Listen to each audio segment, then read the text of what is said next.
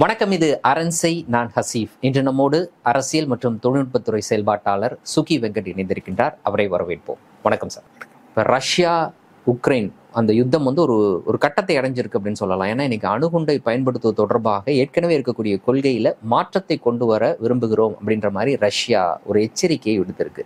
இந்த எச்சரிக்கை எதன் அடிப்படையில் விடுக்கப்பட்டது? உண்மையிலேயே இந்த யுத்தத்துல அணுகுண்டு பயன்படுத்தப்படுவதற்கான வாய்ப்பு அதை நோக்கி தான் இன்னைக்கு யுத்தம் நகர்ந்திருக்கா? ஆமா, அந்த மாதிரி தான் பார்க்கணும் நீங்க. ஏன்னா அதுக்கான நகர்வுகள் எல்லாம் நகர்ந்துட்டே இருக்கு, ஒவ்வொரு படியா எடுத்துட்டு இருக்காங்க. எப்படின்னா டென்மார்க்ல அவங்க வந்து நியூக்ளியர் ஆர்மகேடான் இருக்கு, அங்க வந்து மூவ் பண்ணியிருக்காங்க. அது எப்படின்னா அதுக்குள்ள என்ன இருக்குன்னு தெரியாத மாதிரி ஒரு பாக்ஸ். ஓகே. ஸோ அந்த பாக்ஸ்ல வந்து எந்த விதமான அணுகுண்டும் வச்சிருக்கலாம் அப்படின்றது ஒண்ணு. அடுத்து அது எங்க மூவ் ஆயிருக்கு? டென்மார்க்ல இருந்து எங்க மூவ் பண்ணிருக்காங்க? அமெரிக்கால இருந்து டென்மார்க் மூவ். அமெரிக்கால இருந்து டென்மார்க்கு வந்துருக்கு. ஸோ யூரோப்ல ஓரளவுக்கு அந்த காலத்துல இருந்து டெட்டான்ட்னு சொல்லி ரீகன் காலத்திலேயே ஜெர்மனியில இருந்த இது எல்லாத்தையும் ரிமூவ் பண்ணியிருக்காங்க. ஸோ அவங்க அக்ரிமெண்ட் எல்லாம் போட்டுட்டு, ஏன்னா இப்போ வந்து இங்க மூவ் பண்ணிட்டதுனால இப்போ ஜெர்மனிக்கெல்லாம் 27 மூவ் பண்ண போறதா சொல்லியிருக்காங்க. ஸோ அடுத்த கட்டத்தில் ஃபின்லாண்ட்லயும் சில இதெல்லாம் மூவ் பண்ணிட்டு இருக்காங்க. ஸோ ஃபின்லாண்டை நேட்டோவில் சேர்த்ததுனால அங்கேயும் மூவ் பண்ணிட்டு இருக்காங்க. போலண்டில் ஆல்ரெடி மூவ் பண்ணி இருக்குது. அதுக்குள்ள என்ன இருக்குன்றது தெரிய வராது. அது ஏன்னா முன்ன வந்து ஓப்பன் இன்ஸ்பெக்ஷன் 2 பேரும் அலோவ் பண்ணுவாங்க. இவங்க அந்த ஊர் போய் செக் பண்ணுவாங்க. அமெரிக்காவும் ரஷ்யாவும் ஒருத்தர் மியூச்சுவலா செக் பண்ணிப்பாங்க. அவங்க சேட்டலைட் மூலமா பார்த்துட்டு ஏதாவது நடந்தா கம்ப்ளைண்ட் பண்ணுவாங்க, இந்த அக்ரிமெண்ட்டை வயலேட் பண்ணிட்டீங்கன்னு சொல்லுவாங்க. அதுக்கப்புறம் அவங்க இல்லைன்னு சொல்லி காமிச்சு சரி பண்ணிப்பாங்க. இப்படி இருந்துச்சு இந்த ஒப்பந்தம். நடைமுறையில இருந்துச்சு. இந்த ஒப்பந்தத்தை ட்ரம்ப் வந்து தூக்கிட்டாரு. சரியா? அதுக்கப்புறமா இப்போ இவங்க வந்து கொஞ்சம் கொஞ்சமா அதை இன்னும் உக்கிரமா கொண்டு போறாங்க. ஸோ இப்போ இருக்கிறது என்னன்னா, அந்த டெட்டான் பழைய இது வந்து ஃபுல்லா கேன்சல் ஆயிடுச்சு. அது கேன்சல்னே சொல்லிட்டாங்க அமெரிக்கா பக்கத்துல. இவங்களோட மிசைல் வந்து 5 நிமிஷத்துக்குள்ள தாக்கக்கூடியது. யாரோடது? போலந்து ஜெர்மனில இருந்து லான்ச் பண்றாங்கன்னா 5 நிமிஷத்துல மாஸ்கோவை தாக்கும். ஸோ 5 மினிட்ஸ் தான் வார்னிங் டைம். வெறும் 5 நிமிஷம் தான். ஸோ இது ரொம்ப டேஞ்சரானது. எனக்கு தெரிஞ்சு அணுகுண்டு போர் நடந்து உலகம் வந்து வின்டர் அணுகுண்டு நியூக்ளியர் வின்டர் போறதுக்கு இது வந்து ரொம்ப நெருக்கமான டைம். இந்த 2 மாசம், இந்த எலெக்ஷன் வர வரலும் 2 மாசம் அமெரிக்கா எலெக்ஷன் நடக்கிறதுனால அந்த எலெக்ஷனை ஒட்டியும் அது ஒரு பெரிய ஒரு டேஞ்சரா இருக்கு. ஏன்னா இவங்க வந்து ஒரு ஜாம்பி மாதிரி நகர்ந்துட்டே இருக்காங்க. ஏன்னா இப்போ அமெரிக்கால பிரசிடென்ட்டும் அவர் எந்த அளவுக்கு கண்ட்ரோல்ல இருக்காருன்னு தெரியல. ஏன்னா இப்போ ஜாக் சல்லிவன், இவன் பிளிங்கன் இவங்க தான் நடத்துறாங்க. இவங்களுக்கு வந்து வயசு போறாது, எக்ஸ்பீரியன்ஸ். ஏன்னா அந்த காலத்துல இருந்து ரிட்டர்ன் காலத்துல இருந்து என்ன எக்ஸ்பீரியன்ஸ், இந்த எக்ஸ்பீரியன்ஸ்டு செக்யூரிட்டி ஏஜென்சி ஆள் யாருமே இல்லை. இவங்க எல்லாருமே ஒரு யங் இப்போ வர குரூப்பால ரீப்ளேஸ் பண்ணிருக்காங்க. நேஷனல் செக்யூரிட்டி அட்வைசரும் சரி, வெளியுறவுத்துறை அமைச்சரும் சரி, ரெண்டு சீனியர் செக்யூரிட்டி ஆளுங்க எல்லாருமே வார்னிங் கொடுக்குறாங்க. ஏன்னா அந்த காலத்துல இருந்து அவங்க பேசி இதெல்லாம் வந்து இந்த மாதிரி நகர்கள் இல்லாம செக்யூரா பார்த்துட்டு இருக்காங்க. இப்போ அப்படி இல்லாம அமெரிக்கன் பிரசிடென்சியே ஒரு கேள்விக்குறியா இருக்கு. யார் நடத்துறாங்க, யார் இன்சார்ஜ்னே தெரியாத அளவுக்கு, அரசை யார் நடத்துறான்னு தெரியாத அளவுக்கு இந்த மாதிரி புதுசா வந்த பிள்ளைங்கள்லாம் நடத்திட்டு இருக்கு. ஸோ இது ஒரு டேஞ்சரான ஒரு டைம். இந்த மாதிரியான நபர்கள் தான் இப்படிப்பட்ட எக்ஸ்ட்ரீமான முடிவுகள்லாம் எடுக்கிறாங்க. ஆமா, எடுக்கிறாங்க. அது வந்து ஆல்ரெடி இப்போ இவர் வார்னிங் கொடுத்துட்டாரு, சர்கே லாவ்ராவ். அவர் வந்து அடல்ட் இந்த ரூம் சொல்லுவாங்க. அவர் என்ன சொல்லிட்டாருன்னா, குழந்தைகள் மாதிரி இது வெத்துப்பட்டியை வச்சு விளையாடுற மாதிரி விளையாடிட்டு இருக்காங்க நியூக்ளியரை வச்சுக்கிட்டு. இது வந்து ரொம்ப ஆபத்தானது அப்படின்னு சொல்லியிருக்காரு அவருக்கு. அதனால தான் அடல்ட் இந்த ரூம்னு பேர் அவருக்கு. சரியா? அவர் வந்து வார்னிங் கொடுத்துருக்காரு. இவங்க அதை புரிஞ்சுக்கிட்டாங்களான்னு தெரியல. சரியா? ஆனா இவங்களோட நகர்கள்லாம் பார்த்தா அது புரிஞ்சுக்காத மாதிரி தான் இருக்கு. ஜெலன்ஸ்கி பேசுறதுலாம் பார்த்தா அந்த மாதிரி தான் இருக்கு. இப்போ ஜெலன்ஸ்கி வந்து இப்போ கர்ஸ்க் ரீஜன் மேல அவ்வளோ பெரிய ஸ்ட்ராங்கா ஒரு அட்டாக் நடத்தினதுனுடைய பின்னணி இதுதானா? ஜெலன்ஸ்கி வந்து இப்போ தோத்துட்டு இருக்காரு, படு மோசமா தோல்வி அடைஞ்சிட்டு இருக்கு. இதை அவங்க மீடியால கவர் பண்ணிட்டே இருக்காங்க. அதனால தான் மீடியாவை கண்ட்ரோல் பண்ண, இப்போ டெலிகிராம் எல்லாம் கண்ட்ரோல் பண்றது அதுக்கு தான். ஏன்னா அடுத்த கட்டமா தோல்வி ரொம்ப தெளிவாயிடும், எலெக்ஷன் வேற வருது. ஸோ அதனால மீடியாவை நல்ல, இங்க எப்படி கோடி மீடியான்னு சொல்றோம் இல்லையா, அந்த மாதிரி மோசமா தான் அங்க இருக்கு. ஃபுல் கண்ட்ரோல் எடுக்கிறாங்க. பட் அப்பப்போ நல்ல ரிப்போர்ட்டரும் உள்ள இருக்காங்க. ஸோ நியூயார்க் டைம்ஸ்ல சிஐஏ எப்படி ஆப்ரேஷன் பண்ணிட்டு கம்ப்ளீட்டா ஒரு ரிப்போர்ட் இருந்துச்சு, தரவான ஒரு ரிப்போர்ட் இருந்துச்சு. ஸோ அது மாதிரி அங்க நல்ல ஜேர்னலிஸ்ட் இருக்காங்க, அவங்களும் 1-2 எழுதுறாங்க. பட் மற்றபடி ஃபுல் கண்ட்ரோல் இவங்க எடுக்கிறதுனால மோரல்லஸ் இவங்க கண்ட்ரோல் தான் இருக்கு. அது போராதுன்னு சொல்லி அடுத்த கட்டமா இப்போ டெலிகிராம் மேலேயும் ஆக்ஷன் எடுக்கிறதுலாம் அப்படிதான் புரிஞ்சுக்கணும். இப்போ பிரான்ஸ்ல வந்து டெலிகிராமோட சிஇஓ பாவெல் டுரோவ் கைது செய்யப்பட்டது இதனுடைய பின்னணி தான். ஏன்னா அவங்க வந்து ஃபுல் கண்ட்ரோல் எடுக்கணும்னு ஃபீல் பண்றாங்க மீடியா. ஏன்னா டெலிகிராம் மூலமா சிலது லீக் ஆகுது. அதெல்லாம் வந்து இங்க இருக்க வயசான இந்த ரிட்டையர்டு இன்டெலிஜென்ஸ் ஆஃபீஸர்லாம் அதெல்லாம் புரிஞ்சுக்கிட்டு அதெல்லாம் வார்னிங் கொடுக்குறாங்க. அவங்களே தனியாக யூடியூப் சேனல்லாம் நடத்துகிறாங்க. அதில் வந்து இந்த மாதிரி இதெல்லாம் வருது. அதோட இந்த லிபரல் இது இருக்காங்களா, ரைட் விங்லாம் இருக்காங்களா, அவங்களுக்கு இது மூலமாக இன்ஃபர்மேஷன் போகுது. ட்ரம்ப்பும் ஓப்பனாகவே வார்னிங் தராரு, இவங்களை எப்படியே கொண்டு போனீங்கன்னா இவங்க அடுத்த எலெக்ஷன்லேயும் ஜெயிச்சாங்கன்னா தேர்ட் வேர்ல்டு வார் கொண்டு போயிடுவாங்க அப்படின்னு சொல்லி ட்ரம்ப் ஓப்பனாகவே வார்னிங் தராரு. அமெரிக்கா தரப்புல இருந்து நியூக்ளியர் வெப்பனை பயன்படுத்தக்கூடிய ஒரு சூழலுக்கு இந்த போரை தள்ளுறாங்க அப்படின்றதுனுடைய எதிர்வினை தான் ரஷ்யா இன்னைக்கு தெரிவிச்சிருக்கக்கூடிய விஷயம். ஒரு ஜாம்பி ஸ்டேட் மாதிரி இருக்கு அமெரிக்கா, அப்படி நகர்ந்துட்டே இருக்கு. இங்கே மிடில் ஈஸ்ட்ல பார்க்கலாம், அவங்க இவரை கண்ட்ரோல் பண்ணாம அவங்க கண்ட்ரோலும் பண்ண முடியல. ஏன்னா நெத்தன்யாகு வந்து அவரு தனியா ஒரு இங்கே எப்படி சங்கி செட்டெல்லாம் ஒரு மாதிரி மிலிட்டன்ட் செட்டாக ஒன்று வருதோ அந்த மாதிரி அங்கே இஸ்ரேல்லையும் ஒரு மிலிட்டன்ட் செட் ஒன்று வந்துருது. அந்த செட்டிலர் செட்லாம், அந்த செட்டெல்லாம் வந்து ஆர்மி இது மொசாத் எல்லாமே கண்ட்ரோல் எடுக்குது. ஸோ இப்போ அமெரிக்கா வந்து மொசாத் ஆர்மி மூலமா அவங்கள செக் பண்ணணும்னாலும் முடியல. பிடன் ட்ரை பண்ணாரு, முடியல. ஏன்னா அந்த குரூப் ஸ்ட்ராங்கா இருக்கு. அப்போ இவங்க ஜாம்பி மாதிரி யாரோ லீட் பண்றாங்க இவங்கள. ஸோ இது ஒரு ஜாம்பி ஸ்டேட்டுக்கு போயிட்டு இருக்கு, ஒரு ரோக் ஸ்டேட் மாதிரி மாறுது. ஆமா, அது வந்து என்ன சொல்றது, யாரு கண்ட்ரோல்ல இருக்காங்க தெரியல, சின்ன பசங்க கண்ட்ரோல்ல இருக்காங்க. ஸோ அப்படிலாம் நடக்குது. அப்படி நடக்கும்போது இந்த கட்டம் வந்து இந்த 1 மாசம் 2 மாசத்துக்குள்ள என்ன ஆகும்னு ஒரு பயம் எல்லாருக்குமே இருக்கு. இப்போ நீங்க இந்த 2 மாசம் அப்படின்னு சொல்றது அப்படின்றது அமெரிக்காவுடைய பிரசிடென்ட் தேர்தல். ஸோ அந்த தேர்தல் முடிவுக்குள்ள ரஷ்யா யுக்ரைன் இந்த போரை முடிவுக்கு கொண்டு வரணும் அப்படின்னு இப்ப இருக்கக்கூடிய ஆட்சியாளர்கள் விரும்புவதற்கான காரணம் என்ன? இல்ல, அப்படி முடிவுக்கெல்லாம் கொண்டு வர முடியாது. ஏன்னா ரஷ்யா வந்து அமெரிக்காவுடைய அதிகமாகவே நியூக்ளியர் வெப்பன் வச்சிருக்கு. அது வந்து டெக்னாலஜிக்கலும் மோர் அட்வான்ஸ்ட். அது இப்போ தெரிய வந்துருச்சு, இந்த போர் மூலமா தெரிய வந்துருச்சு.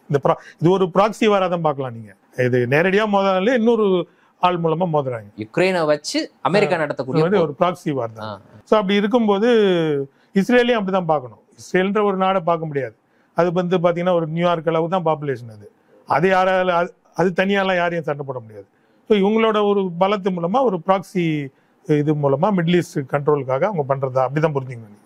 ஸோ அப்படி இருக்கும்போது இந்த வாரில் வந்து ரஷ்யா ஜெயிக்கிறதே அவங்களுக்கு ஒரு மோசமான ஒரு விளைவு. இது காரணம் என்னன்னு புரிஞ்சுக்கணும்னா, அமெரிக்காவோட தொழில் இதெல்லாமே நிறைய அவுட் சோர்ஸ் பண்ணி அவங்களோட தொழில் திறமையே போயிடுச்சு. ஸோ எலக்ட்ரானிக் இதுலெல்லாம் தான் பண்றாங்களே தவிர இந்த பிளேன்லாம் வச்சிருக்காங்க, F-35 FC அதெல்லாமும் வாரில் போனால் நிற்குமான்னு தெரியாது. ஏன்னா இவங்க சண்டை போட்டதெல்லாம் இதில் வந்து இவங்க சண்டை போட்டு தோத்ததெல்லாமே யாருக்கிட்ட பார்த்தீங்கன்னா ஆப்கானிஸ்தான்ல ஒட்டகம் ஓட்டுறவங்ககிட்ட தான். அண்டு நீங்கள் பார்க்கலாம், அந்த காலத்துலேயே வியட்நாமில் விவசாயிகிட்ட எல்லாம் தோத்துருக்காங்க. இப்போ ஒட்டகம் ஓட்ட தோத்துருக்காங்க. அதுக்கு அடுத்து ஈராக்லேயும் பெரிய ஒரு இதில் ஆர்மிலாம் கிடையாது. ஸோ இவங்க ஃபுல் கண்ட்ரோலே எடுத்துக்கிட்டு அப்பயும் தோத்து போயிருக்காங்க. ஸோ அவங்களோட இவங்களுக்கு ஈக்குவலான ஒரு ஆர்மி கூட என்னைக்கும் சண்டை போட்டது கிடையாது. அதனால இவங்களுக்கு அது தேவையும் கிடையாது. ஏன்னா ரஷ்யா என்னைக்குமே இவங்களுக்கு த்ரெட்டன் பண்ணல. இவங்க கூட வந்து கோஆபரேட் தான் பண்ண விரும்பினாங்க. இன்ஃபேக்ட் புட்டின் வந்து நான் நேட்டோ என்னையும் மெம்பர் ஆகிக்கன்னு நேட்டோல கேட்டாரு. அப்படியா? ஆமா, முடியாதுன்னாங்க. ஏன்னா அதையும் பண்ணிட்டு அப்புறம் இதுக்கு நேட்டோ இல்லையா? ஸோ அதுக்கான காரணமே போயிடுமே. ஸோ அதனால தான் இப்போ இந்தியா கூட பாகிஸ்தான் வந்து இம்ரான் கான் வந்து நம்ம நட்பா இல்லைன்னு சொன்னா நட்பாயிட்டா அப்புறம் அதுக்கு ஆர்மி. ஸோ ஆர்மி செலவுகள் அந்த ஏஜென்ட் அவங்களாம் என்ன பண்ணுவாங்க? ஸோ ரொம்ப கஷ்டப்படுவாங்க. 2 பக்கமே கஷ்டப்படுவாங்க. அந்த சைடு இருக்க ஆர்மியும் ரொம்ப கோவப்படுவாங்க இல்லையா? அவங்களுக்கு வியாபாரம்லாம் என்ன பண்றது அப்புறம். ஸோ அதனால இந்த பீஸ்ன்றதே அவங்களுக்கு வந்து ரொம்ப மோசமான ஒரு இது கசப்பான மருந்து அவங்களுக்கு எதிர்விளைவை. இப்போ சைனா போய் ஈரானுக்கும் சவுதி அரேபியாவுக்கும் பீஸ் அக்கார்டு பண்ண உடனே அமெரிக்கால அவ்வளோ ஒரு இது அவங்களுக்கு ரொம்ப கசப்பானது. அவங்களுக்கு பொறுத்தவரை அமைதின்றதே ஒரு கசப்பானது. ஏன்னா இந்த ஒரு பொருளாதாரமே போரை நம்பிதான் இருக்கு. நான் சொன்னல 1936 செகண்ட் வேர்ல்டு வார்ல இவங்க பார்ட்டிசிபேட் பண்றதுலேருந்து ஒரு போர் இதுவாக தான் இது இருக்குது. அது ஐசனோவரை ஓப்பனாகவே அவரோட ஃபைனல் ஸ்பீச்சில் பிரசிடென்ட் போஸ்ட்லேருந்து இறக்கும்போது ஐசனோவர் சொன்னார், இது வந்து மிலிட்ரி இண்டஸ்ட்ரியல் காம்ப்ளெக்ஸ் அப்படின்ற பேரை அவர் தான் கொடுத்தாரு. அவர் கொடுத்து என்ன சொன்னார்னா, இது இண்டஸ்ட்ரியல் காம்ப்ளெக்ஸ் ஆகிட்டு இருக்கு, பிரசிடென்ட் எல்லாம் கண்ட்ரோல் பண்றாங்க இந்த பிசினஸ் ஏஜென்ட்ஸ்லாம், இந்த மிலிட்ரி ஏஜென்ட்ஸ்லாம் அப்படின்னு சொல்லி அப்பயே வார்னிங் கொடுத்தாரு. அணுகுண்டு போட்டவர். ஆமா, அணுகுண்டு போட்டவர் தான் அவர் தான். அவர் போட்டப்பட்டேன்னு சொல்ல முடியாது, ட்ரூமன் தான் போட்டார். ட்ரூமன் தான் அதை ஓப்பனாக அட்மிட்டும் பண்ணார், நான் தான் போட்டேன். இவன் இன்ஃபேக்ட் ஓப்பன்ஹைமர் வந்து ரொம்ப வருத்தப்பட்டார், அணுகுண்டை போட்டேன்னு சொல்லி ரொம்ப வருத்தப்பட்டு ட்ரூமன்ட்ட பேசினார். அதுக்கு ட்ரூமன் சொன்னார், இவன் ஏன் வருத்தப்படுறான், நான் தானே போட்டேன், இவன் இதுக்கு வருத்தப்படணும் அப்படின்னு சொல்லி அவர் ஸ்ட்ராட்டஜிக்காக அதை பண்ணார். ஸோ அப்பயே வந்து ஜப்பான் வந்து எங்க வந்து அது நம்ம கையை விட்டு போயிடுமோ அப்படின்னு சொல்லி சரண்டர் ஆல்ரெடி ஜெர்மனி சரண்டர் ஆயிடுச்சு. ஜப்பான் வந்து சரண்டர் அதை பத்தி பேசிட்டு இருக்காங்க. அந்த டைம்ல கொண்டு போய் அவசரமா அணுகுண்டை கொண்டு போய் போட்டாங்க. அதையும் பார்த்தீங்கன்னா மக்கள் மேலே தான் போட்டாங்க. ஹீரோஷிமா நாகசாகி மிலிட்ரி மேலே போடலை. மிலிட்ரி கூட ஒப்பந்தம் வச்சுக்கிட்டு அதுக்கப்புறமா இந்த அத்தனை அட்டியுடத்துக்கும் ஃபேசிசத்துக்கு காரணமான அந்த ராஜாவை 1989 வயசாகி தான் இருந்தார். அவருக்கு ஒரு தண்டனை கொடுக்கல. பிறகு அங்கே நாசிக்கு மொத்த நாசியே தண்டனை கொடுத்து எல்லாமே பண்ணாங்க. இங்கே ஒன்றுமே பண்ணலை. இங்கே ஒரு ட்ரையலுமே நடக்கல. ட்ரையல் நடக்காதபடி பார்த்துக்கிட்டாங்க அமெரிக்கா. ஸோ அப்படியே ஜப்பான் அப்படியே இன்னி வரலும் அவங்களோட ஆர்மியெல்லாம் அங்கே வச்சுக்கிட்டு ஜப்பானில் வச்சுக்கிட்டு தங்களோட ஒரு எக்ஸ்டென்ஷன் மாதிரி தான் நடத்துகிறாங்க. எப்படி இங்கே இஸ்ரேல் நடத்துகிறாங்களோ அதே மாதிரி தான் நடத்துகிறாங்க. ஸோ அதனால நம்ம அந்த நாடுகள்லாம் குறை சொல்லி ஒன்றும் பிரயோஜனம். இப்போ உக்ரைன் கூட பாவம் அவங்களுக்கு குறை சொல்லி ஒன்றும் பிரயோஜனம் இல்லை. அவங்க அண்ணன் தம்பிக்குள்ளே தான் சண்டை போட்டுக்கிறாங்க இல்லையா? ஸோ அந்த ஒரு இதை நம்ம எப்பயுமே பார்க்கணும். ஆனால் இவங்க அவங்கள யூஸ் பண்ணிக்கிறாங்க. அவங்க இப்போ இவர் மின்ஸ்க் அக்கார்டு வந்துச்சு. மின்ஸ்க் அக்கார்டில் ஜெலன்ஸ்கி சைன் போட்டார். சைன் போட்டுட்டு அதை இம்ப்ளிமெண்ட் பண்ணலான்ற மாதிரி வராரு. வரும்போது அங்கே இருக்க அந்த அசாவ் பெட்டாலியன் அவங்களாம் என்ன சொல்கிறாங்கன்னா, அங்கே இருக்க இந்த நியோநாசி டைப் இவங்களாம் இருக்காங்க. அவங்க ஹிட்லரை தெய்வமாக கும்பிட்றாங்க. ஆமாம், இப்பயும் உக்ரைனில். ஏன்னா அந்த காலத்திலேயே அவங்களுக்கு நாசிக்கு தொடர்பு இருந்தது. இந்த ஜூஸ் எல்லாம் மர்டர் பண்ணதுல இவங்களும் இன்வால்வ்டு, இந்த குரூப், இந்த உக்ரைன் குரூப். ஸோ அதே குரூப்பை அமெரிக்கா அப்படியே கண்டினியூ பண்ணுறாங்க. அவங்கெல்லாம் ஜெர்மனிலேருந்து அவங்களை மைக்ரேட் பண்ணி கனடாவில் செட்டில் பண்ணாங்க. அதுக்கப்புறம் கனடாவில் திருப்பி இங்கே கொண்டு வந்தாங்க. ஒரு பக்கம் இஸ்ரேல் ஆதரிச்சுக்கிட்டு இன்னொரு பக்கம் இஸ்ரேலுக்கு எதிராக, அதாவது யூதர்களுக்கு எதிராக செயல்பட்ட இவர்களையும் ஆதரிச்சு நம்மளும் பார்த்தோம்ல அந்த காலத்தில் காலிஸ்தான் அங்கேருந்து நடத்துவாங்க இல்லை, அதெல்லாம் நடக்கும். ஸோ இந்த மாதிரி அவங்க பண்ணுறாங்க. இது ஒரு ஸ்ட்ராட்டஜியாக பண்ணுறாங்க. ஒரு லிபரல்னு சொல்லிக்கிட்டு ஒரு லிபரல் காசு, விடுதலை காசு அதுவும் இருக்குன்னு வச்சுங்களேன். இந்த லிபரல்ன்ற இது யூஸ் பண்ணிக்கிட்டு அந்த இதை ஒரு லிவரேஜை யூஸ் பண்ணி அவங்கள கண்ட்ரோல் பண்ணுறதுக்காக. அமெரிக்க தேர்தலில் ஒருவேளை ட்ரம்ப் வெற்றி அடைந்து வந்தால் என்ன நடக்கும்? இந்த வாரோடைய நிலைமை என்னவாக இருக்கும்? அப்படியாக ட்ரம்ப் வர்றதுக்குள்ளே இந்த வாரில் நம்ம ஒரு விஷயத்தை சாதிச்சிடணும் அப்படின்னு இப்ப இருக்கக்கூடிய அரசு விரும்புதான். ஆமா, அதை என்ன விரும்புறாங்கன்னா, ட்ரம்ப்பால இதுல இருந்து வெளில வராதபடி ஏதாவது ஒரு பண்ணி விட்டுறணும். ட்ரம்ப் வந்தா கண்டிப்பா போற நிறுத்திடுவாரு. ஏன்னா நேரம் புட்டின்ட்ட பேசுவாரு, நிறுத்தி போயிடுவார். அது அவ்வளவுதான். ஸோ அவங்களுக்குள்ள ஒரு ஃப்ரெண்ட்ஷிப் இருக்குதுன்னா முடிஞ்சு போயிடும் அதோட, இல்லையா? ஸோ ட்ரம்ப்போட இதுவும் பார்த்தீங்கன்னா ஒரு ஒயிட் மேனோட வேதனையும் நீங்கள் பார்க்கலாம். ஏன்னா இது சைனா மேன், எல்லோ மேன் கூட சண்டை போடுறதுக்கு எதுக்கு ஒயிட் மேன்லாம் சண்டை போடணும்? ஸோ அவரும் கிறிஸ்டின், பைசான்டைன் கிறிஸ்டின், இன்ஃபேக்ட் கம்யூனிஸ்ட் விரோத போக்கில் தான் வளர்ந்தாங்க. அவங்க வந்ததுனால அவங்க இந்த சர்ச்செல்லாம் திருப்பி ரிவைவ் பண்ணி பைசான்டைன் சர்ச்சோட ரெப்ரஸன்டேட்டிவாக தான் இருக்காரு புட்டின். சரியா? புட்டின் அப்படிதான் இருக்காரு. ஸோ அந்த ஒரு ரொம்ப அட்வான்ஸ் கண்ட்ரினால உங்களுக்கு அது தெரியப்படாது. பட் அது பின்பலம் அதெல்லாம் இருக்குது, அந்த பலம்லாம் அவருக்கு இருக்கு. ஸோ அப்படி இருக்கும்போது போப்பு கூட டைரெக்டாக பேசுகிறாங்க. ஏன்னா அங்கே பைசான்டைன் சர்ச்சுக்கு தனியாக ஒரு போப்பு இருப்பார்.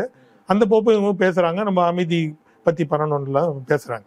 ஸோ அப்படி இருக்கும்போது இதை ட்ரம்ப் என்ன ஃபீல் பண்ணுறாரு, நம்ம எதுக்கு அவங்க கூட இது பண்ணணும்? அது ஒரு நம்ம வியாபாரத்தை பெருக்கலாமே, சண்டை போட்டு எதுக்கு வியாபாரத்தை நஷ்டம் பண்ணுறது தான் அவங்களோட பில்லியனரோட இதெல்லாம்.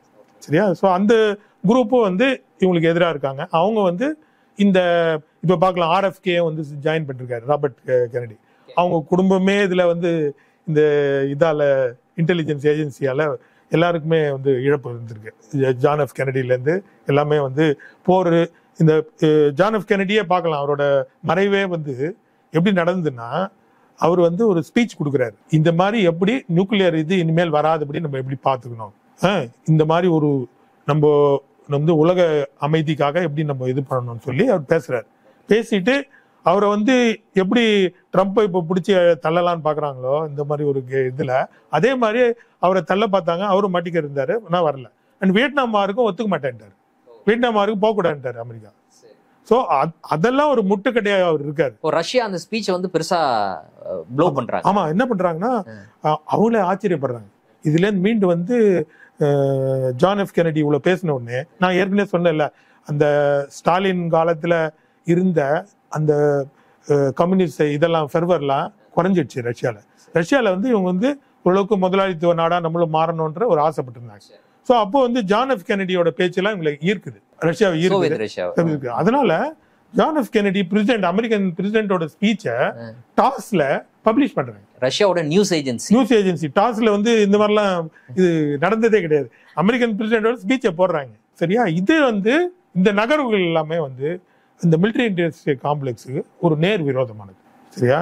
ஸோ அதனாலதான் நிறைய பேருக்கு அவங்களோட இன்வால்மெண்ட் இருக்கு கெனடியோட ராணுவ தளவாடங்களை உற்பத்தி செய்யக்கூடிய அந்த நிறுவனங்களுடைய கூட்டு இதை விரும்பல. ஜான் எஃப் கெனடியோட அந்த நடவடிக்கை விரும்பல. ஓகே, அதுக்கப்புறம் வந்து ராபர்ட் எஃப் கெனடியோட அப்பாவையும் அவங்க இதே மாதிரி சந்தேக முறையில இருக்கிறாங்க. ஏன்னா அவங்க எல்லாம் அதை எதுக்குறாங்க. ஸோ நீங்க பார்க்கலாம், அதுக்கு அடுத்த கட்டத்திலயும் நிக்சன் வர்றாரு. நிக்சன் வரும்போது நிக்சனும் வந்து ஓரளவுக்கு அதனால அவரை வந்து அவர் மேல ஊழல் இருப்பாரு. அது ஒன்றும் பெரிய ஒரு ஊழல், இப்ப நடக்கிற ஊழல் எல்லாம் பாத்தீங்கன்னா அது ஒண்ணுமே கிடையாது, சரியா? ஆனா அவர் அதெல்லாம் சொல்லி அவருக்கு எதிராக இது பண்ணி அவர் தூக்குறாங்க. அவரும் வந்து மிலிட்டரி பட்ஜெட்டை குறைச்சனால தான் அவர் வந்து சைனா கூட நேரடி பேச்சுவார்த்தை எல்லாம் நடத்தி அந்த இது பண்றாரு. அந்த வியட்நாம் வார்ல இருந்து மீட்டு கொண்டு வர்றாரு. ஏன்னா வியட்நாம் வார்ல அவங்கள வந்து முடிச்சுக்கலாம்னு சொல்லி பேசினோடனே அதை முடிச்சுக்கிறாங்க. ஸோ நிக்சனும் அப்படி பண்றாரு. அதுக்கடுத்து ஜிம்மி கார்ட்டர் வர்றாரு. அவரும் வந்து நல்ல இன்ஃபேக்ட் அமெரிக்கன் ஹிஸ்டரியிலேயே முதல் ஒரு சயின்ஸ் கிராஜுவேட் பிரசிடென்ட் ஆனது ஜிம்மி கார்ட்டர் தான். ஸோ ஜிம்மி கார்ட்டரும் மிலிட்ரி இதை வந்து குறைக்கிறாரு பட்ஜெட்டை. அதனாலே அவர் ஒரு டேர்மோட அவரை சதி பண்ணி தூக்குறாங்க. ஸோ இது எல்லாமே நடக்குது பின்புலத்தில். ட்ரம்புக்கு எதிராக நடத்தப்பட்ட இந்த அசாசினேஷன் அட்டெம்ப்ட் அதுவும் கூட இந்த பின்னணியில பார்க்கலாமா நம்ம? ஆமா, அந்த பின்னணி அவருக்கு ஒரு வார்னிங்கா, நிஜமாக கொல்ல ட்ரை பண்ணாங்களா இல்ல அவருக்கு வார்னிங் கொடுக்குறாங்களா அது தெரியல நமக்கு. ஏன்னா காதுல அப்படி கரெக்டா எப்படி சொல்றாங்கன்னு தெரியல, அவ்வளவு அக்யூரேட்டா சுட முடியுமான்னு தெரியல காதுல, சரியா? ஸோ அதெல்லாம் சந்தேகம் இருக்கு. அதோட அந்த பையனும் பாத்தீங்கன்னா பிளாக் ராக் கம்பெனில ஒர்க் பண்ணி இருந்திருக்கான். அவனுக்கு யூரோப்பியன் தொடர்புலாம் இருந்திருக்கு. இந்த சின்ன வயசுல எப்படி யூரோப்பியன் தொடர்புலாம் ஏற்படும் தெரியல. அது ரொம்ப சந்தேகமா தான் இருக்காது. ரொம்ப சின்ன பையன், ரொம்ப சின்ன பையன். அதோட அந்த அந்த இன்சார்ஜ் இருந்தாங்கல்ல அந்த லேடி செக்யூரிட்டி, அந்த லேடியை கேள்வி கேட்கறாங்க. ஒரு கேள்விக்கும் பதில் சொல்லல. காங்கிரஸ்ல அவங்க கோவப்பட்டு அவங்களை வேலையை விட்டு தூக்குறாங்க. இது மாதிரி நடந்ததே இல்லை. ஒரு செக்யூரிட்டி ஏஜென்சி காங்கிரஸ்ல ரிப்போர்ட் பண்றாங்க, காங்கிரஸுக்கு அவங்க கோஆபரேட் பண்ண மாட்டேன்றாங்க. அதுல ஒரு மிகப்பெரிய சந்தேகம் இருக்கு. இல்ல அது ஏன் பண்ண மாட்டேன்றாங்கன்னு தெரியல, சரியா? அவங்களுக்கு என்ன பொலிட்டிக்கல் அஜெண்டா என்னன்னு தெரியல. அவங்களுக்கு பர்சனலா பொலிட்டிக்கல் அஜெண்டாவா இல்ல என்ன அழுத்தமோ என்னன்னு தெரியல. அவங்க ரிசைன் பண்றதை பத்தி அவங்க கவலையே பண்ணல. நம்ம பதவியை காப்பாத்துறதுக்காக நம்ம ஏதாவது பேசுவோம் இல்லையா, அது கூட அவங்க பேசல. அப்படியே கம்முன்னு நிக்கிறாங்க. அதுக்கப்புறம் நீங்க எதுவும் கோஆபரேட் பண்ணலன்னு சொல்லி அவங்களை வேலை விட்டு தூக்குறாங்க. ஸோ இதெல்லாம் நடக்குது. ட்ரம்ப் வந்து பிரசிடென்ட் ஆகிறதுக்கான வாய்ப்பு இல்லை. அவர் தேர்தலில் அவருடைய வெற்றி அப்படின்றது ரொம்ப கம்மி தான். கமலா ஹாரிஸை வந்து அனௌன்ஸ் பண்ணதுக்கு பிறகு அப்படின்ற மாதிரி இன்னைக்கு உலகத்தில் இருக்கக்கூடிய எல்லா மீடியாவுமே பேசுது, அமெரிக்க மீடியாலாம் பேசுது. அதுதான் சொல்றேன், மீடியா பேச நீங்க திருப்பி கூட போட்டுக்கலாம், அது உண்மையா இருக்கும். ஏன்னா இப்ப அப்படி ஆயிடுச்சு நிலைமை. ஸோ அவங்க ஏதாவது ஒன்று எக்ஸ்ன்னு சொல்றாங்கன்னா நீ அதை திருப்பி போட்டு அது எதிர்ப்பாதான் உண்மையா கூட இருக்கும். நிலைமை வேற மாதிரி இருக்கு அமெரிக்காவில். ஆமா, ட்ரம்புக்கு ஆதரவு இருக்கு. ட்ரம்ப் வந்து ஒயிட்ஸ் வந்து 60% இருக்காங்க ஆஸ் அ கம்யூனிட்டி. அவங்க பார்த்தீங்கன்னா 60% அவங்க இருக்காங்க. அண்டு மற்ற கம்யூனிட்டிலாம் சேர்ந்து இப்போ 40% வந்திருக்காங்க. பட் இன்னும் ஒரு அடுத்த எலெக்ஷன் போது ஈக்குவல் ஆகிடும். ஸோ எப்படின்னா லாட்டினோஸ், இந்தியன்ஸ், அப்புறம் சைனீஸ், இவங்கெல்லாம் ஏஷியன்ஸ், இவங்கெல்லாம் எடுத்தீங்கன்னா ஆப்பிரிக்கன் இது எல்லாரையும் எடுத்தீங்கன்னா இவங்க மெஜாரிட்டி வந்துடுவாங்க இன்னும் ஒரு 2-3 வருஷத்துல. இப்பயே வந்து சின்ன வயசு, அதாவது ஒரு 30 வயசு கீழேன்னு பார்த்தீங்கன்னா இவங்க மெஜாரிட்டி இருப்பாங்க. ஸோ அது அந்த இது மாறிட்டு இருக்கு. ஸோ அந்த மாற்றத்தால இவங்களுக்கு கமலா ஹாரிஸ்க்கு ஒரு சான்ஸ் இருக்குன்னு சொல்றாங்க. ஆனால் அது உண்மை இல்லைன்னு தான் தோணுது. ஏன்னா இவங்க வந்து இந்த பில்லியனர்ஸ் இவங்கெல்லாம் வந்து இவங்களோட நகர்வுகள்லாம் பார்த்தீங்கன்னா அப்படி இல்லை. ஏன்னா அவங்கெல்லாம் வந்து ஏன் இப்போ ஃபேஸ்புக்கே பயந்து ட்ரம்புக்காக பயந்து சில இதெல்லாம் சொல்றாரு. நான் என்னையும் அப்படிதான் அழுத்தம் கொடுத்தாங்க. இப்போ பவல் டூரோ அரெஸ்ட் பண்ணும்போது ஃபேஸ்புக் முதலாளி என் மேலேயும் அப்படி அழுத்தம் எல்லாம் கொடுத்தாங்க, நான் அதை ஒத்துக்கிட்டேன் சொல்றாரு. அதை சொல்ல வேண்டிய நிர்பந்தம் என்ன? ஸோ எல்லாருக்குமே வந்து அவர் வருவாருன்ற ஒரு இது இருக்கு, சந்தேகம் இருக்கு. ஸோ அதுலேன்னு சொல்றேன், இவங்களோட நகர்வுகள் அவசரமா இவங்க பண்ற நகர்வுகள், அவரு வரத்துக்குள்ள இதெல்லாம் பண்ணணும் அப்படின்னு சொல்லி சிலதான் பண்றாங்க. அதுக்கப்புறம் அந்த காதுல புல்லட் இதெல்லாம் பாத்தீங்கன்னா அவர் ஜெயிச்சிருவான்ற ஒரு இது இருக்கு. ஸோ அது க்ளோஸா தான் போகும். அது யார் ஜெயிக்கன்றது இவங்க கையில இல்லை. ஜாக் சுல்லிவன் வந்து சமீபத்துல சைனா போனாரு, அதை நம்ம எப்படி பார்க்கறது? ஜாக் சுல்லிவனுக்கும் சைனாக்கும் ஒரு இது கிடையாது. ஸோ ரொம்ப இந்த மோசமான உறவு காரணமே அவர் தான். அமெரிக்காவுக்கும் சீனாவுக்கும் இருக்கக்கூடிய இந்த மோசமான உறவுக்கு காரணமே ஜாக் சுல்லிவன் தான். அவர் திடீர்னு போறாரு. ஏன்னா இந்த ஆக்கிஷ் பாலிசி எல்லாம் இவங்க தான் பண்றாங்க. சைனாக்கும் இந்த தைவான் பிரச்சனை பண்றது, அப்புறம் அங்க கொண்டு போய் அமெரிக்க கப்பல் எல்லாம் கொண்டு போறது, இதெல்லாம் எல்லாமே பண்றாங்க. இப்போ பிலிப்பைன்ஸ்லயும் மார்க்கோஸோட பையன் வந்துட்டான். ஸோ அவனை வச்சு இப்போ சைனாக்கு எதிராக எப்படி உக்ரைனை கொண்டு போறாங்களோ அந்த மாதிரி கொண்டு போறாங்க. ஸோ இது எல்லாமே நகர்வுகள் நடக்குது.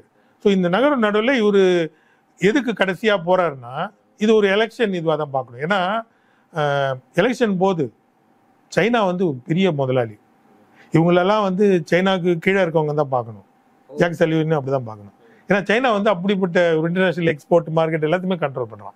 அமெரிக்க முதலாளிகளையும் அவன் தான் கண்ட்ரோல் பண்ணுறான்னு பார்க்கலாம். ஸோ அப்படி இருக்கும்போது அவங்க கூட ஒரு நல்ல உறவு இல்லைன்னா எலெக்ஷன் போது ஏதாவது அவங்க எதிராக பண்ணிட்டாங்கன்னா நம்மளுக்கு ஆபத்து அப்படின்ற ஒரு பயம் இருக்கு. ஏன்னா அவனுக்கு அப்படிலாம் கிடையாது. ஏன்னா ட்ரம்ப்பும் அவனுக்கு ஈக்குவலான பிரச்சனை தான். சரியா, அவங்க வந்து 2 பேரையும் ஒன்றா தான் பார்க்குறாங்க. ரஷ்யாவும் அப்படிதான். இவங்க சொல்றாங்களே எங்க எலெக்ஷன்ல இன்டர்ஃபியர் பண்றாங்க அப்படிலாம் கிடையாது. இவங்க வந்து இந்த ரஷ்யாவுக்கு எதிர்ப்பு சைனா எதிர்ப்பை யூஸ் பண்ணி எலெக்ஷன்ல ஏதாவது ஸ்கோர் பண்ணலாம் தான் பாக்குறாங்க. ஸோ அப்படிதான் நடக்குது. அது இல்லாம இந்த நியூக்ளியர் தொடர்பான பேச்சுவார்த்தை ஏதாவது நடந்திருக்க வாய்ப்பு இருக்கா? நியூக்ளியர்லயும் சைனா வந்து இப்போ ரஷ்யாவும் அமெரிக்காவும் ஒரு 15,000-20,000 நியூக்ளியர் மிசைல் வச்சிருக்காங்க. அதெல்லாம் வந்து பூமியை வந்து ஒரு 10 வாட்டி அழிக்கலாம். அவ்வளவு ஸ்டாக் பைல்ஸ் அவ்வளவு வச்சிருக்காங்க. ரஷ்யாவும் தனியா 10 வாட்டி அழிக்கலாம், அமெரிக்காவும் 10 வாட்டி அழிக்கலாம். சைனா கிட்ட ஒரு வாட்டி அழிக்கிற அளவு தான் இருக்கு. இதை வந்து அப்பயே வந்து சைனாவை கேலி பண்ணி அப்படிலாம் கேட்டாங்க. உங்ககிட்ட வந்து இவ்வளவுதான் இருக்கு, எங்கிட்ட நிறைய இருக்கு, நீ எங்கிட்ட வாலாற்றியான்ற மாதிரி அப்படி கேட்டிருக்காங்க. அதுக்கு அப்பயே டெங் சியாபிங் அப்பயே பதில் கொடுத்திருக்காரு, பூமியை ஒரு வாட்டி தான் அழிக்க முடியும் அப்படின்னு பதில் கொடுத்திருக்காரு. சரியா, ஒரு வாட்டி அழிக்கிறதுக்கு இருந்தா போறோம், அதுக்கு மேல தேவையில்லை நியூக்ளியர். அவங்க வந்து அந்த அளவுக்கு மிலிட்டரியை எக்ஸ்பேண்ட் பண்ண விரும்பல. ஏன்னா மிலிட்டரியை எக்ஸ்பேண்ட் பண்ணா பொருளாதாரம் வீக் ஆகும், அவங்களுக்கு தெரியும். இதுதான் மெயின் வித்தியாசம் அந்த காலத்துல இருந்து ரஷ்யாவுக்கும் உங்களுக்கும். இவங்க வந்து மிலிட்டரியை வந்து அந்த அளவுக்கு எக்ஸ்பேண்ட் பண்ணல. சோவியத் ரஷ்யாவுக்கும் சைனாக்கும் இருக்கு. அதனாலதான் இவங்க பொருளாதாரம் நல்லா இது வருது. ஏன்னா மிலிட்டரியில இன்வெஸ்ட் பண்ணிட்டீங்கன்னா மக்களோட இன்வெஸ்ட்மெண்ட் இருக்கு இல்லையா, அது குறைஞ்சிரும். ஸோ அந்த பொருளாதாரம் ஏற்கனவே சொன்னல இந்த பேஸ் மரம், ஸோ மரம் வீக் ஆயிடும். நீங்க வந்து இது மரத்தை ப்ரொடெக்ட் பண்றதுக்கான இது மிலிட்டரி மரத்தை ப்ரொடெக்ட் பண்ண வேலியெல்லாம் வச்சிருப்பீங்க, மரம் வீக் ஆயிடும். வேலியை வந்து பயங்கரமா வச்சிருப்பீங்க. இப்போ இஸ்ரேல்ல சொல்றாங்கல்ல இந்த ஒரு டோம் அப்படி டெவலப் பண்ணிட்டேன்னு, பட் பொருளாதாரம் வீக் ஆயிடும். டோம் எல்லாம் டெவலப் பண்றீங்க, உள்ள ஒன்றும் இருக்காது, அயன் டோம் மட்டும்தான் இருக்கும், அயன் டோம் இருக்கும், உள்ள பொருளாதாரம் மக்கள் சாப்பிடுறதுக்கு வழி பொருளாதாரம் வீக் ஆயிடும். ஸோ அந்த பொருளாதாரம் வீக் ஆகாம இருக்கணும்னா இவங்க வந்து அதுல மக்களோட இதுல இன்வெஸ்ட் பண்ணணும். அதை இவங்க பண்ணல மிலிட்டரியில. ஸ்டேட் கொஸ்டின், ஜாக் சுலிவன் வந்து இப்போ யுக்ரைன் வார்ல அமெரிக்காவோ இல்லை யுக்ரைனோ வந்து நியூக்ளியர் வெப்பனை யூஸ் பண்ண போறோம், அது தொடர்பான தகவலை தெரிவிக்கிறது இல்லைன்னா ஒப்புதலை வாங்குறது, அதற்காக நடைபெற்ற ஒரு சந்திப்பு ஷி ஜின்பிங்கும் அது ஒரு நடந்த சந்திப்பு அப்படின்ற மாதிரி பார்க்கலாமா? இது ஒரு சந்தேகம் இருக்கு. ஒரு ஆழம் பார்க்க தான் போயிருக்காரு. அதாவது நம்ம இப்படி பண்ணோம்னா சைனா எப்படி ரெஸ்பாண்ட் பண்ணோம் அப்படின்னு அதுக்காக ஆழம் பார்க்க போயிருக்காரு. சைனாவும் ரொம்ப சாதுரியமான ஒரு நாடு, சரியா. அண்ட் அவங்க பேசும்போதும் பேச்சு வந்து டைரக்டா சொல்ல மாட்டாங்க, ஆனா அவருக்கு தெளிவுபடுத்திட்டாங்க. இது வந்து இட் இஸ் அப்சர்ட். அவங்க வந்து என்ன சொல்லுவாங்கன்னா இந்த மாதிரி டைரக்டா இதெல்லாம் திருப்பிலாம் சொல்ல மாட்டாங்க. அது டிப்ளமேட்டிக்கா இது பண்ணீங்கன்னா உங்க அழிவு தான்ன்ற மாதிரி அப்படி சொல்லியிருக்காங்க. சரியா, அதை தெளிவா அதை மெசேஜ். நீங்க வந்து ஏற்கனவே எல்லா இடத்துலயும் எல்லா நாட்டுக்கூடயும் சண்டை போட்டுட்டு இருக்கீங்க, எல்லா ஊர்லயும் பிரச்சனை பண்றீங்க, இது வந்து உங்களோட அழிவு தான்ற மாதிரி அவங்க இண்டிகேட் பண்ணியிருக்காங்க தெளிவா. இதுக்கு நடுவுல இந்தியாவினுடைய பிரதமர் வந்து ஜெலன்ஸ்கியை மீட் பண்ணாரு, யுக்ரைன் போனாரு. ஆமா, அந்த சந்திப்புல நடந்த விஷயம் அது பாவம் இந்தியா மேலேயும் பயங்கர அழுத்தம் கொடுக்குறாங்க. ஏன்னா இவங்க வந்து பெட்ரோல் வாங்குறாங்கன்னு சொல்லிட்டு அந்த அழுத்தம் தராங்க ஆல்ரெடி. ஸோ இந்த அழுத்தத்தை எப்படி புரிஞ்சுக்கலாங்கன்னா, இப்போ மோடி ஏன் போனாருன்னா, அவர் போயிருக்க மாட்டார். ஏன் போனாருன்னா நீங்க பார்க்கலாம் பங்களாதேஷ்ல என்ன நகர்வுகள் நடக்குதுன்னு. சரியா, மோடிக்கு எதிரான நகர்வுகள் நடக்குது. ஆல்ரெடி பாகிஸ்தான்ல இவர் இம்ரான்கானை எடுத்துட்டு, சைனாக்கு பக்கமா இருந்த இம்ரான்கானை எடுத்துட்டு வேற மிலிட்டரியை போட்டாங்க. ஸோ இந்த நகரெல்லாம் நடக்குது. ஏன்னா இப்போ நாளைக்கு காஷ்மீர்ல கூட அழுத்தம் கொடுப்பாங்க.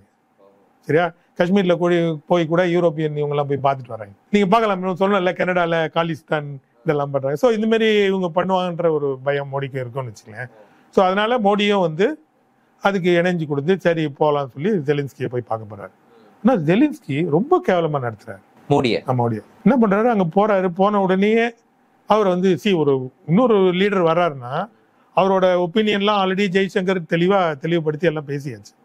ஆனா அவரை வச்சுக்கிட்டே அவர் எதிரியே வந்து நீங்க இதெல்லாம் பண்றது தப்புன்னு சொல்லி சொல்றாரு. ரஷ்யா கிட்ட ஆயில் வந்து பேசிக்கலா இந்த வார நீங்க தான் ஃபண்ட் பண்றீங்க அப்படி ஓபனாவே சொல்றாரு. இந்தியா வந்து ரஷ்யா கிட்ட ஆயில் வாங்குறத நிறுத்தினா போர் நின்றோம் அப்படின்னு சொல்றாரு. ஆமா, நீங்க வந்து அழுத்தம் கொடுக்கலாம், அழுத்தம் கொடுத்தீங்கன்னா நின்றும் அப்படின்றாரு. சரியா, அந்த அழுத்தம் கொடுத்ததுக்கான ஸ்பேஸ்ல தான் அவர் வர இருப்பான். சரியா, அழுத்தம் கொடுக்கறதுக்கு கூட அவர் ரெடியா தான் இருக்காரு. ரஷ்யாவாவது கேட்கற அளவுக்கு தான். ரஷ்யா வந்து இந்தியாவையும் மதிச்சு இப்போ இந்தியாவில் எல்லா நாட்டுக்கும் நான் பெரிய சூப்பர் பவர் அப்படிலாம் ரஷ்யா பண்றது இல்லை. இனிமேல் சரி நீங்க சொல்றீங்கன்னா அவங்க பேச்சும் கேட்டுக்கிறாங்க. அப்படிதான் இருந்தாங்க. ஆனா அதுக்கு முன்னாடி மோடி வரும்போதே இந்த பீஸ் டாக்ஸ் இப்படி மோடி வர டைம்லயே போயிட்டு அவர் குர்ஸ்க்ல அட்டாக் பண்றாரு. புரியா? ஸோ இவர் இருக்கும் போதே அட்டாக் பண்றாருன்னா எவ்வளவு மரியாதை தரான்னு பாத்துங்க. சரியா? ஸோ அது வாரை வந்து இன்னும் தூண்டி விடுறாரு. இவர் வந்து ஒரு டிராமட்டிக்ஸ்ன்னு சொல்லுவாங்க. எப்படின்னா வாருன்றது அங்க நடக்குது, அங்க வந்து சப்போர்ட் பண்ணி அதை தடுத்து நிறுத்த அது பண்ணாம ஏதோ ஒரு மீடியாவில் ஒரு தேட்ரிக்ஸ், இந்த எலெக்ஷனுக்காக பண்ற தேட்ரிக்ஸ் மாதிரி அங்கே பண்றாரு குர்ஸ்க்ல போயிட்டு. குர்ஸ்க்ல வந்து அது கிராமம், அது அங்கே ஒன்றும் மிலிட்ரி இது கிடையாது, எதுவுமே கிடையாது. ஏதோ ஒரு கிராமத்தை பிடிச்சி வச்சு, கிராமத்து மக்களை பிடிச்சி வச்சு ஏதோ ஒன்று பண்ணிட்டு இருக்காரு. ஆனா அங்க ஒரு நியூக்ளியர் இன்ஸ்டலேஷன் இருக்குது. ஆமா ஆமா, அது வேற சொல்றாங்க. இவரோட மெயின் மோட்டிவ் வந்து அந்த குர்ஸ்க் நியூக்ளியர் பிளான்ட்டை பிடிச்சிட்டு அதுக்கு பதில் பார்கெயின் பண்ணலாம். அது ஒரு நியூக்ளியர் த்ரெட் மாதிரி, நியூக்ளியர் டெரரிசம் சொல்லலாம் அது. சரியா? அந்த மாதிரி முன்னே வந்து அங்க ஜப்பரோசியா பிளான்ட் இருந்துச்சு. ஜப்பரோசியா பிளான்ட்டையும் அந்த மாதிரி பாம்லாம் போட்டாங்க. அப்போ வந்து ஒரு யூஎன் இன்ஸ்பெக்டர்லாம் புட்டின் கூப்பிட்டு பாருங்க எப்படிலாம் பண்றாங்கன்னு சொல்லி சொன்னா, யூஎன் இன்ஸ்பெக்டர் என்ன சொல்லி, யாரு போறான்னு எனக்கு தெரியாது, பண்ணாதீங்க, யார் பண்றீங்களோ பண்ணாதீங்கன்னு சொல்லிட்டு போயிட்டாரு. யாருக்கு என்னமோ தெரியாத மாதிரி. சரியா? ஏன்னா அவங்க மேல இருக்க அழுத்தம் அந்த மாதிரி. ஸோ அப்படி பேசுறாங்க. ஸோ இப்படிலாம் அப்பப்போ நடக்குது. அவங்களும் டிப்ளமேட்டிக்கா யூஎன்ல போய் சொல்றாங்க, இந்த மாதிரி நியூக்ளியர் இதுக்கு டாக்டரின்லாம் இது பண்ணிட்டாங்க, அடுத்து இது மாதிரி ஒரு நியூக்ளியர் வாருக்கு கொண்டு போறாங்க அப்படின்னு சொல்லி ஓப்பனாவே சொல்றாங்க. இனியும் அதை தொடர விட்டா, யுக்ரைன் ரஷ்யா போர் வந்து இன்னும் தொடர்ந்தா அது கண்டிப்பா வந்து நியூக்ளியர் வாரை நோக்கி தான் நடக்கும். அப்படி கிடையாது, இப்படியே தொடர விட்டீங்கன்னா யுக்ரைன் தோத்து போயிடும், சரண்டர் ஆயிடுவாங்க, அதான் நடக்கும். ஹெல்ப் பண்ணாம இருந்தாங்கன்னா அப்படியே விட்டாங்கன்னா முடிஞ்சிடாது. அது தெரிஞ்சதுதான், அது யூரோப்புக்கே தெரியும். அவங்களே இப்போ எல்லா பேப்பர்லயும் அது சொல்ல ஆரம்பிச்சிட்டாங்க. ஆனா இந்த குர்ஸ்க் மாதிரி பண்றது எதுக்குன்னா ஒரு டெரரிஸ்ட் ஆபரேஷனா பண்றது. எப்படின்னா நம்ம கொஞ்சம் வெப்பன்ஸை வச்சு போய் எங்கேயா ஒரு பாம்பு போடுறது. ஒரு செப்டம்பர் 11 மாதிரி ஒரு டவுன் மேல, ஒரு பில்டிங் மேல பாம்பு போட்டாங்க. பெரிய பிளேனை கொண்டு போய் இடிச்சாங்க. அந்த இது இருக்கு இல்லையா, ட்ரோனை கொண்டு போய் ஒரு பிளேன்ல இது பில்டிங்ல இடிச்சாங்க. அதனால அந்த செப்டம்பர் 11 மாதிரி ஃபுல் பில்டிங் கொலாப்ஸ் ஆல ஏதோ கொஞ்சம் டேமேஜ் ஆச்சு. ஸோ இதெல்லாம் ட்ரை பண்றாங்க. ஸோ ஒரு டெரரிஸ்ட் ஆக்டிவிட்டி மாதிரி ட்ரை பண்றாங்க. சரி, யுக்ரைன் தோத்து போனாலும் அமெரிக்காவுடைய நகர்வு ஒரு நியூக்ளியர் வார் அதை நோக்கி நகர்த்துமா, யுக்ரைனை நகர்த்துமா? ஒருவேளை ட்ரம்ப் தோத்து போய் கமலா ஹாரிஸ் வந்து பிரசிடென்ட் ஆனா, இந்த போர் தொடர்ந்து அப்போதும் நடந்துகிட்டு இருந்தா எதை நோக்கி நகர்த்தும் அமெரிக்கா? நீங்களே பார்க்கலாம்.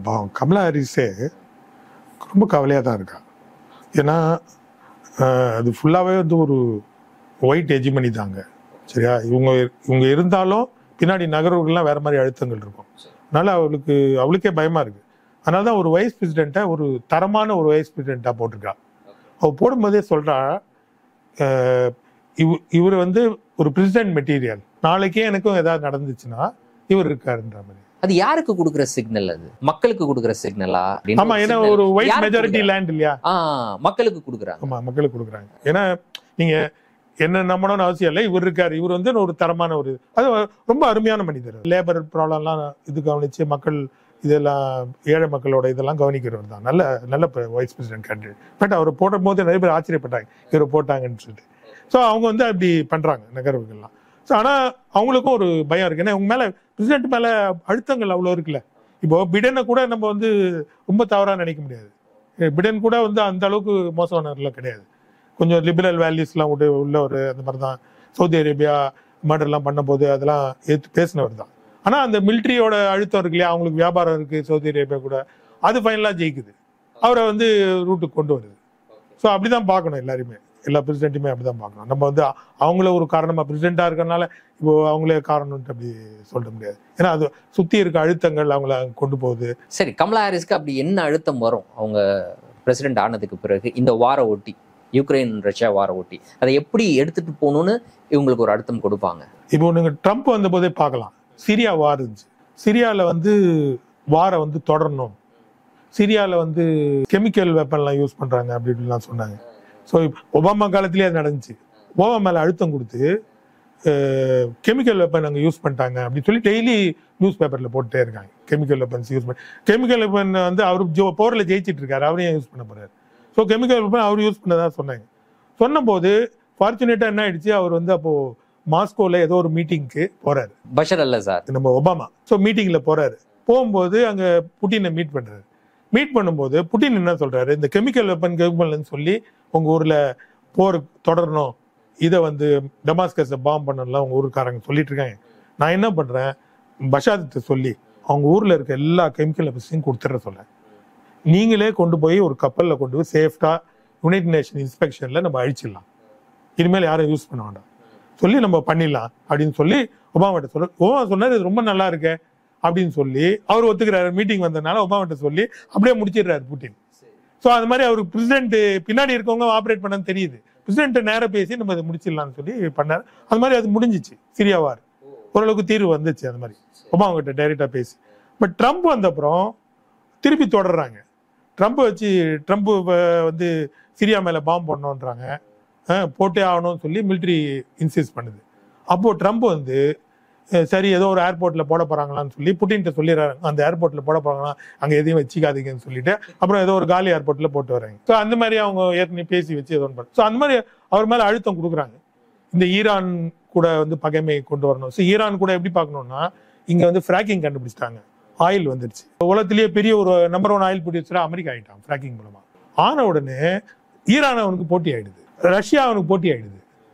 இந்த ஒரு நிலைமையில தான் நம்ம பார்க்கணும். இந்த ஒரு பொருளாதாரத்தை வச்சு தான் நீங்க பார்க்கணும். ஸோ இப்போ அமெரிக்கா வந்து ஒரு ஈவில் நாடு, அது இப்படி பண்ணுது அப்படி இப்படிலாம் பார்க்கணும். இந்த பொருளாதாரம் அப்படி நகர்த்துட்டு போகுது. ஸோ இதுக்கு முன்னாடி வந்து ஆயில் வந்து மிடில் ஈஸ்ட்ல வாங்கிட்டு இருந்தாங்க. ஸோ மிடில் ஈஸ்ட்டை கண்ட்ரோல் பண்றது தான் அவங்களோட எய்மா இருந்துச்சு. இந்த ஈராக்கை கண்ட்ரோல் பண்றது, சவுதி அரேபியாவை கண்ட்ரோல் பண்றது, இதை பண்ணியிருந்தாங்க. பட் ஃப்ராக்கிங் வந்த உடனே இவங்களே ஒரு ஆயில் ப்ரொடியூசர் ஆயிட்டாங்க. ஸோ போட்டி இப்போ யூரோப்புக்கு ஆயில் விற்கிறாங்க. விற்கும் போது யாரு போட்டி? ரஷ்யா, ஈரான், இவங்க 2 பேரும். ஏன்னா அவங்க டர்க்கி மூலமா அப்படி வந்து யூரோப் உள்ள வந்துடுது. சிரியா மூலமா தான் வருது. அதனால சிரியாவை தாக்குறாங்க முதல் கட்டமா. சரியா? டர்க்கி இவங்க கண்ட்ரோல்ல இருக்கு. சேஃப் பாசேஜ் வேணும். டர்க்கி அமெரிக்கன் கவர்மெண்ட் வேணும். டர்க்கி அதனால தான் நேட்டோல வச்சுக்கிறாங்க. யூரோப்பியன் யூனியன்ல சேர்க்க மாட்டேன்றாங்க. முஸ்லீம் நாடுன்றனால சேர்க்க மாட்டேன்றாங்க யூரோப்பியன் யூனியன். செக்குலர் கண்ட்ரி தான் அது. செக்குலர் கண்ட்ரி தான். அதான் கிரீஸ் வந்து டர்க்கியோட பேக்வேர்டு. ஆனா அதை வந்து சேர்த்துக்கிறாங்க. அது வந்து நான் பழமையெல்லாம் பேசி அது சேர்ந்துக்குது. ஆனா டர்க்கியை இவ்வளவு காலம் வெயிட்டிங்ல இருந்தாங்க, அவங்க சேர்க்கவே இல்லை கடைசியில். ஆனா அமெரிக்கா வந்து நேட்டோல சேர்த்துக்கிட்டு வச்சிட்டு இருக்கான். ஸோ அப்படி இங்க வந்து ஆயில் வராம கண்ட்ரோல் பண்றாங்க. உக்ரைன் மூலமா ஆயில் வருது, அதனால உக்ரைன் கேப்சர் பண்ணப்படுது. ஜெர்மனி அதுக்கப்புறம் உக்ரைன்ல பிரச்சனை வருதுன்னு சொல்லி நேர ஜெர்மனி மூலமா பைப்லைன் போடுறாங்க. அந்த ஜெர்மனிக்கு பைப்லைனுக்கு அதுக்கப்புறம் பாதங்க இப்போ விளைவிக்கிறாங்க. விளைவிச்சு இப்போ அவங்களுக்கு டைரக்டா ஆயில் வராது, சீப்பா வராது. மார்க்கெட் மூலமா இந்தியா ரஷ்யா கிட்ட வாங்கி தேர்டு ஹேண்ட் வழியா வரும்போது விலை ஏறிடும். அந்த வேலைக்கு இவங்களால கட்டுப்படி, அமெரிக்காவுக்கு கட்டுப்படி ஆகும். ஸோ அப்படிதான் பார்க்கணும். இந்த ஒரு ஆயில் நகர்வுகளை வச்சு தான் நம்ம பார்க்கணும். ரஷ்யா நேரடியாக ஐரோப்பிய நாடுகளுக்கு ஆயில் அனுப்புறது அப்படின்றது, அந்த ஆயிலோட அமெரிக்கா ஆயில் போட்டி போட முடியாது, அமெரிக்காவோட எனர்ஜி செக்டர் போட்டி போட முடியாது. ஆகவே ரஷ்யா டைரக்டா யூரோப்புக்கு கொடுக்க கூடாது. ரஷ்யா கிட்ட இருந்து இந்தியா வாங்கணும், இந்தியா வந்து யூரோப்புக்கு கொடுக்கணும், இல்லைன்னா யாராவது ஒரு 3வது நாடு வாங்கி கொடுக்கணும். அப்போ வந்து காம்படிட்டிவான ஒரு பிரைஸ் வரும். அப்போ இந்த ஆயிலா அமெரிக்கா ஆயிலான்னு கேட்கும்போது ரஷ்யா, ஐரோப்பா வந்து அமெரிக்கா ஆயில வாங்குறதுக்கான வாய்ப்பு இருக்கு. அண்ட் நேட்டோவும் அதுக்காக தான் இருக்குன்னு புரிஞ்சுக்கணும். நேட்டோ ஒரு ஸ்ட்ராங்கா இருக்கிறது எப்படின்னா யூரோப்பு கை விட்டு போயிடக்கூடாது, பிரிக்ஸ்ல சேர்ந்துடக்கூடாது. இப்போ ஹங்கரிலாம் அப்படி இப்படி சேருது இல்லையா, இட்டாலி அப்படி இப்படி எட்டி பாக்குது. நம்ம இவரு கூட, நம்ம மேக்ரான் கூட பிரிக்ஸ் மீட்டிங் நடக்கும்போது சவுத் ஆப்பிரிக்கால நானும் வரேன்னு, இவங்க சேர்த்துக்க மாட்டேன்ட்டாங்க. போறீங்க எவ்வளவு பேர் தான் வருவீங்க, எல்லாருமே வந்து தாப்புறோம், பிரிக்ஸ்ன்னு ஒண்ணு இருக்காது இல்ல. சரியா? அதுவும் வந்து அவங்க பயப்படுறாங்க. ஏன்னா அவங்க என்ன சொல்றாங்க, இது வந்து அமெரிக்காவுக்கு எதிரான ஒரு இயக்கம் கிடையாது, அப்படி கிடையாதுன்னு சொல்லி தான் அவங்க சாப்பிட்டா பொருளாதார இயக்கம்னு சொல்லி. ஏன்னா பொருளாதாரத்துல அவங்க ஜெயிச்சிட்டு இருக்காங்க. எதுக்கு போர்? இப்போ பொருளாதாரத்துல தோக்குறீங்க தான் போர் தேவை. பிரிக்ஸை பொறுத்த வரைக்கும் பொருளாதாரத்துல அவங்க ஸ்ட்ராங்கா தான் இருக்காங்க. அதான் சொல்லுவாங்க அந்த காலத்திலேயே கம்யூனிஸ்ட் சொல்லுவாங்க, பிசினஸ்ன்றது இன்னும் வகையான போர். பிசினஸ் ஒரு வகையான போர் தான். ட்ரேடு வார்னுவாங்க. ட்ரேடு அதுவும் ஒரு வார் தான். பட் அது வந்து அமைதியான போர் அது. சரியா? இது வந்து டைரக்டா அந்த பிசினஸ்ல தோத்துட்டீங்கன்னா அப்ப டைரக்டா போர் போயாகணும். ஸோ அப்படிதான் பார்க்கலாம் நீங்க. ஸோ இப்படிதான் அது போகுது. ஸோ இவங்க வந்து மிலிட்ரி வைஸ் ரொம்ப ஸ்ட்ராங்கா இருக்காங்க அமெரிக்கா. பிசினஸ் வைஸ் தோல்வி ஆறதுனால அந்த மிலிட்ரியோட ஹெஜிமோனியை பிசினஸ் அட்வான்டேஜா கன்வெர்ட் பண்ண பார்க்குறாங்க. ஸோ அந்த மாதிரி தான் எல்லா நகரும் நகரும். இன்றைய தினம் எங்களோடு இணைந்து பல்வேறு தகவல்களையும் கருத்துக்களையும் பகிர்ந்து கொண்டமைக்கு நன்றி.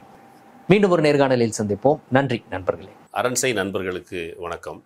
அரண்சை ஊடகம் சுயேட்சையாக இயங்குவதற்காகவே உருவாக்கப்பட்டது. நாம் செய்கிற வேலை உண்மையிலேயே மக்களுக்காக செய்கிறோம் என்பதை நீங்கள் நம்பினால், வாய்ப்பு இருந்தால் இந்த ரேசர் பே QR கோடுக்குள்ளே நீங்கள் வந்து அதை ஸ்கேன் பண்ணி எங்களுக்கு உங்களால் இயன்றதை, விருப்பம் இருந்தால் ஆதரவு தெரிவிக்கலாம்.